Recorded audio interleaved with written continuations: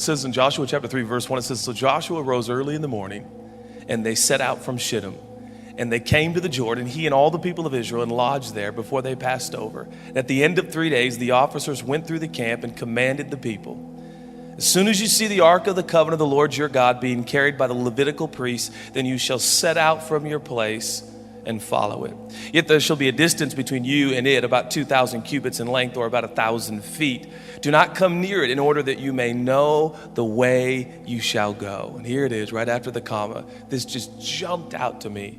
For you have not passed this way before.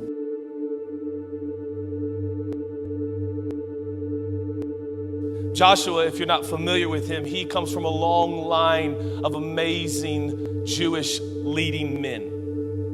God has chosen the Jewish people as his people.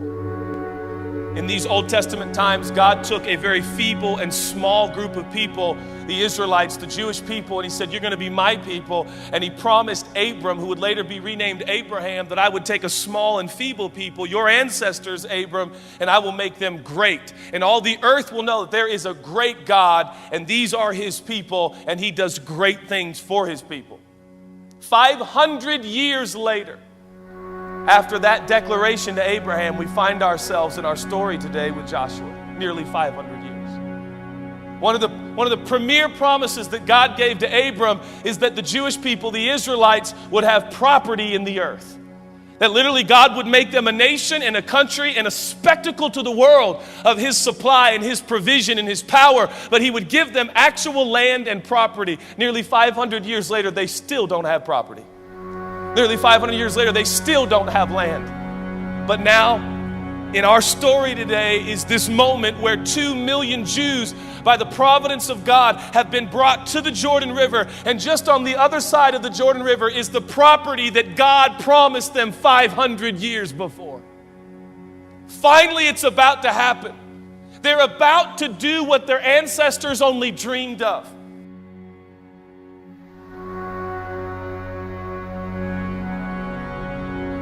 We're going to go where we've never gone before. But the whole reason this is going to be possible, and the whole reason that they can be assured and they can be confident and they can jump into the unknown of what God has promised, is all centered and anchored around a box. A box.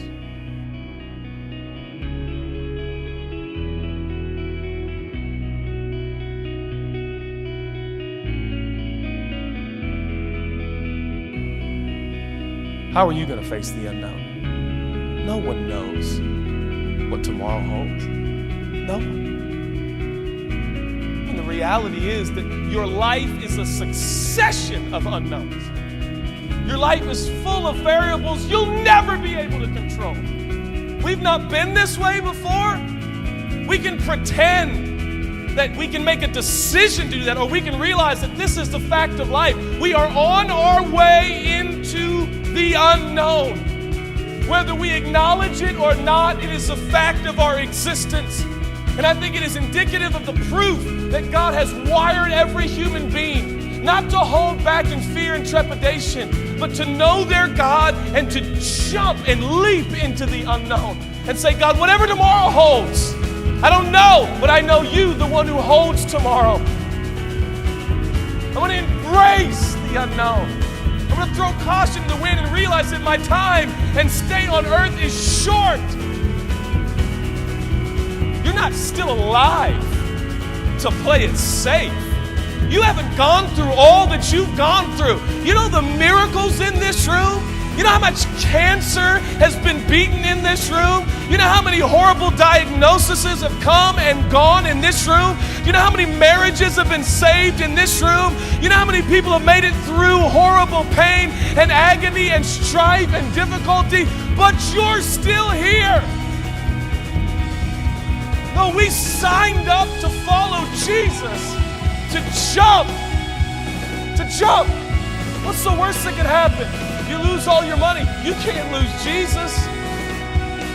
What's the worst that can happen? I mean, as a family, as a church, what's the worst that can happen? Your dad dies, your pastor dies. I mean, for a church, it doesn't get much worse. We're still here. We're still here. And before we know it, we're going to slip into eternity. So let's make the minutes and the days and the moments we do have, let's make them count. It was the prophet Isaiah who, under the inspiration of the Spirit of God, he shared a prophecy that seems to be so profound and so pertinent for the moments we find ourselves in as a community. He says, don't remember the former things. Quit looking back. Isaiah 43, I think it's 18 and 19. Don't remember the former things. Don't look backwards.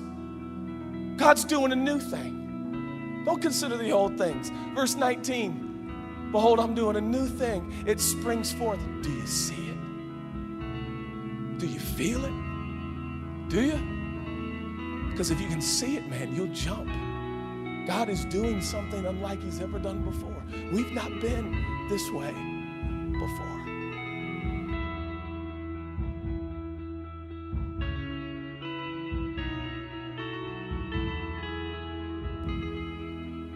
You know, those Jews, those are our ancestors, you know. That's my family. Those are my relatives by faith now. Because the same God that was with them is the God that was with us. But the truth is, God has revealed himself in a far more profound way than a box. There is one who's better than a box. And he is the fulfillment of all the elements within the box. And his name is Jesus. And in the fullness of the Godhead dwelt in bodily form, Colossians says. And that is Jesus. He is the bread of life. He is the manna. He is the good shepherd. He is the staff that brings life into our everyday existence. And he is the one who bled on our behalf, and his blood covers all of our error and our inability to fulfill those 10 commandments. Jesus is better than a box. Jesus has now come amongst us. He's walked amongst us. And what is his message to us? Follow me. Joshua chapter 3 is not about Joshua. It's not even about 2 million Jews. It's not about a river, and it's not about property. Do you know what it's really about? It's about God. It's always about God. Our everyday existence, it's not about a business. It's not about a paycheck. It's not about a checkings account or a savings account or buildings or multimedia or videos. It's all for the glory of God. It's all a testimony to God and his beauty and his majesty and his glory and his faithfulness. It's all about God, who thousands of years ago provided for 2 million of our ancestors. Will he stop providing for us today? What does jump mean to you? What does the unknown mean to you? Here's the $1 million question. Are we going to live by safe, or are we going to live by faith?